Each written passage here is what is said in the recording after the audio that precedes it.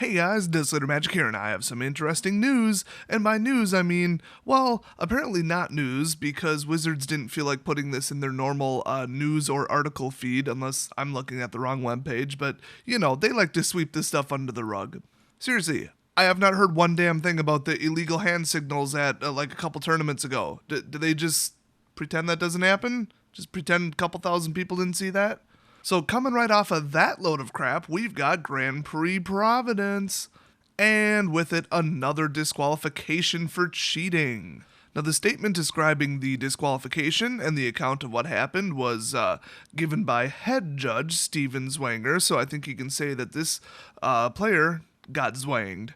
Okay, that doesn't work. I thought I could make Zwanger and zwanged, but I can't. It's too hard to say. All right, let's back it up. Steven got even. It's a work in progress. Anyway, there was a player named, let's just go with TU because I have no idea how to pronounce it. Oops. Jeez, I speak a lot of languages, but not whatever the hell that is. Anyway, just after the round began, TU's opponent conceded to him. We investigated the concession because a judge nearby heard the two of them mention PayPal. After the players were interviewed separately, each gave a version of their conversation that did not match the others. Uh-oh. They didn't actually write uh-oh in the article, but oh my god, would that have been funny. The statement goes on to say, furthermore, in Tu's narrative, he had begun the conversation by establishing that he was interested in the pro point while his opponent was not. He then asked his opponent for a prize split. These two statements in combination created the strong implication that TU desired his opponent to concede and that there was a financial benefit, the prize split, for the opponent to do so. Under official policy, this implication qualifies as bribery. Now that's interesting because none of this adds up, none of it makes sense, and they made it so stupidly concise. Literally nothing is said under that. It's just a statement and nothing from Wizards after that. I mean, this isn't like people hiding cards up their sleeve and stuff where you'd want to cover it up. This is like, they could make this an example. They could make this a warning of what not to do at the tournament because you will get caught. Now, I should point out that I don't know a whole lot about GPs and how they work because I've never been to one, but, I've heard things.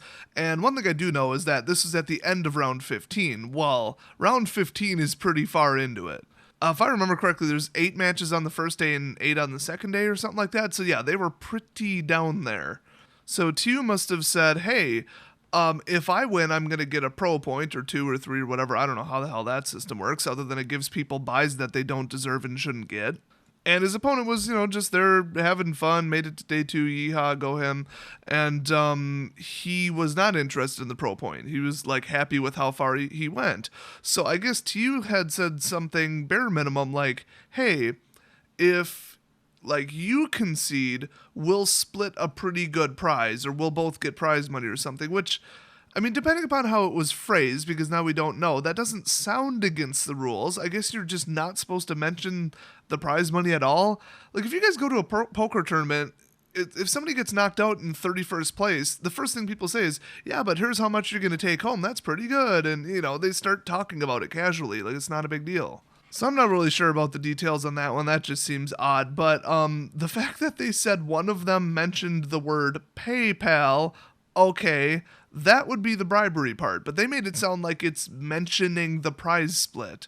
Now, I know GPs pay down to 18th or 24th or 32nd place or something like that. I think it even changes, but it pays down pretty far. So what I'm assuming is that TU told them, hey, whichever one of us proceeds on to the next round will get the prize money, and the other one will not because you'll be just outside of the ranking, or it's like a potential outcome. So then he probably said something to the effect of, yeah, I really actually want the pro point though, so I'll tell you what. Instead of, hey, you proceed, you potentially get, a couple grand or a grand or whatever you get for 32nd place or whatever he was going to come in.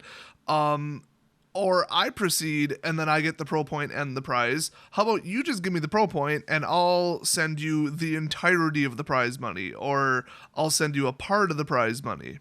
That makes sense because that would be bribery, because it's not just, hey, if we say that we tied, we'll both rank higher and we'll both finish in the money. I'm pretty sure you're allowed to say that. So the way they phrased this kind of danced around the issue, but that's the only conversation that I think would result in this result.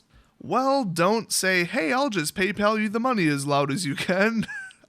I'm sure that's not what happened. But yeah, there was a judge nearby and they were, leaning in, talking about it, not starting the game. Of course you're going to, attract the attention of the judge. And then if you both get up 30 seconds later without actually playing a game, yeah, that's a little suspicious.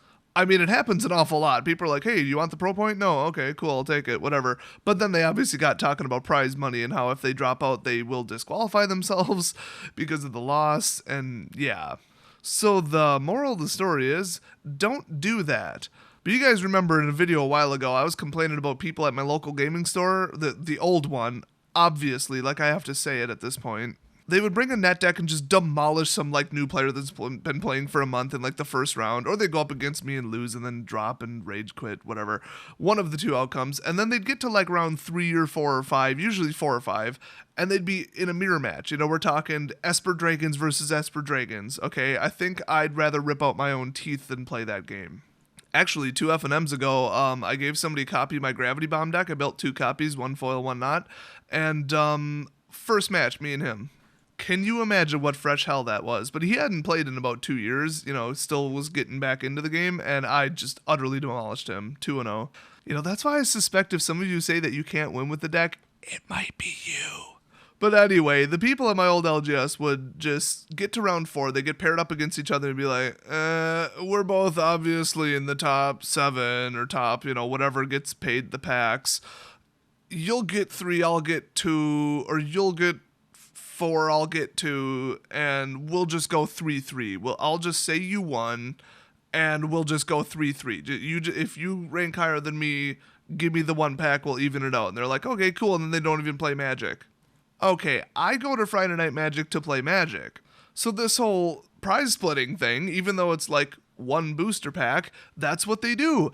And it's against the damn rules, apparently. I mean, they're not saying I'll send you the PayPal equivalent for the booster pack, but assuming that the same rule is enforced at Friday Night Magic rules enforcement level, which it probably isn't, that would be against the rules. You're offering a financial benefit that's artificial and would not normally happen if you actually played the match in order to kind of fix the match, basically. And yeah, these people would do it every single week.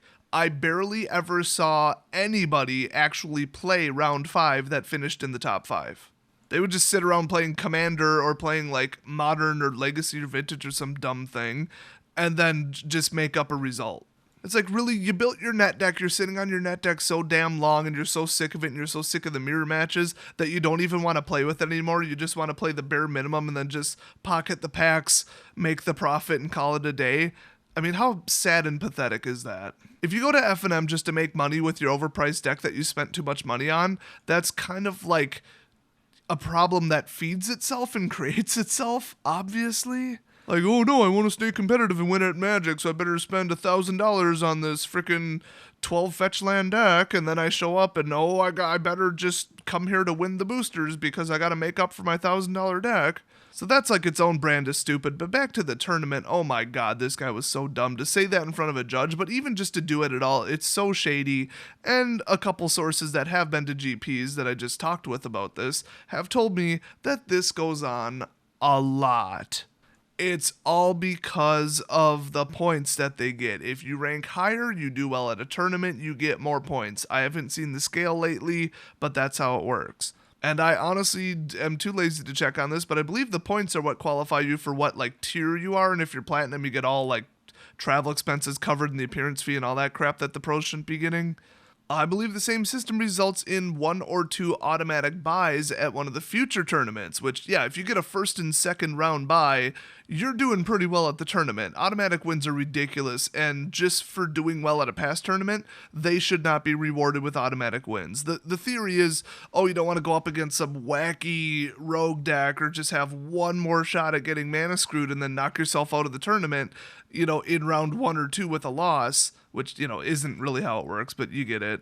Do poorly enough that you won't rank high in the end. And they just want to avoid that because these people they're so above us. Take a guess what my opinion is on that. So I understand the motivation. I understand the need for them to manipulate it because they want to go to more GPs. They go to all of them. I get it. They want, the points. But even if Wizards has sort of rigged the system where you either get points or you get a massive disadvantage financially and advantageously at the next tournament, that still doesn't matter. It just doesn't matter because I don't care if they're giving out private jets for freaking points. You can't say that it's Wizards' fault for making it like too tempting or whatever. Like, yeah, I'd love to go break into Fort Knox and steal all the gold, but, you know, I don't think that if I attempt it and live, yeah, right, that in the court case they would say, oh yeah, we'll let you off the bank robbery charges because they just kept too good of stuff there. So we understand that you tried to, you know, break the law to steal it. No, that's not how it works, and that's not how it works with this guy either. We'll maybe find out if he got banned, if they, you know, like banned from future tournaments. If they do not announce it, and if they don't release any kind of, you know, update, then I know how to check it. I don't even need his DCI number. This should be fun. So someone remind me in about a week to check the DCI ban list to see if he's on it. I'd give him at least like a 3-month ban. I mean, come on. You can't just disqualify him for the tournament. It's like, oh, we caught you.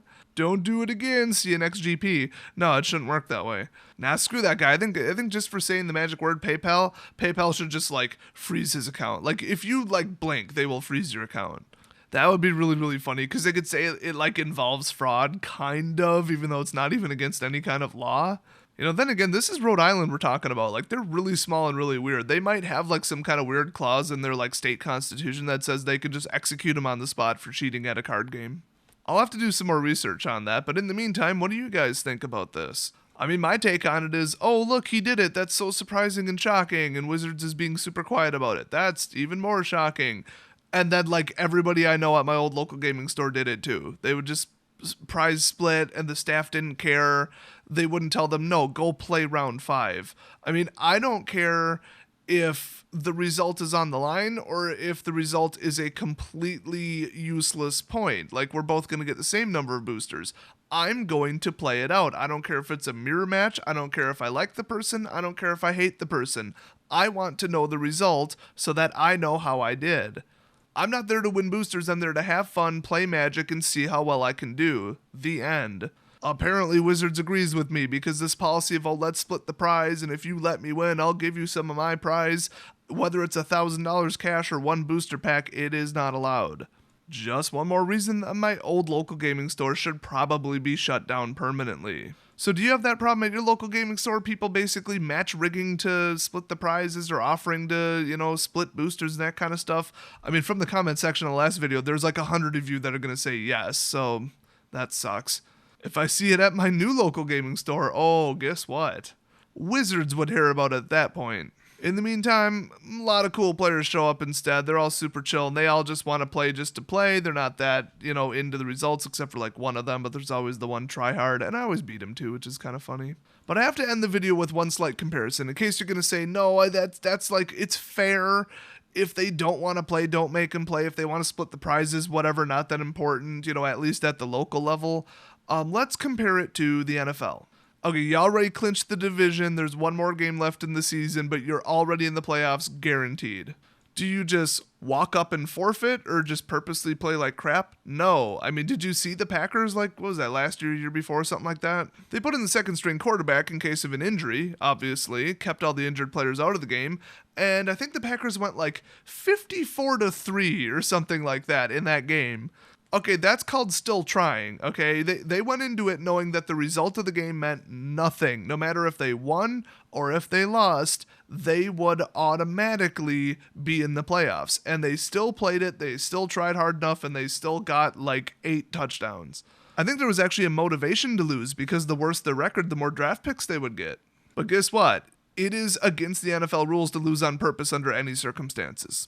So with, you know, 50 million people watching or whatever, or I don't know, pre-playoffs. Honestly, a pre-playoff game that doesn't even matter. There's probably 5 people watching.